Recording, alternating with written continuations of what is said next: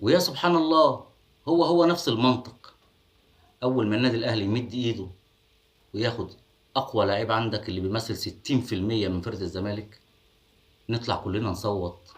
ونقول بص بيفرغوا نادي الزمالك،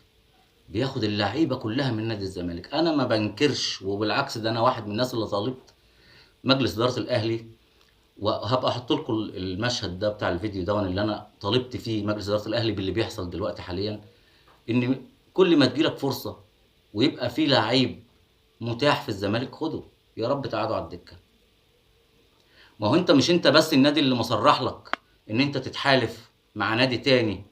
عشان تكسر الاهلي وتنزله وتحرمه من المشاركه في البطولات وتاذيه،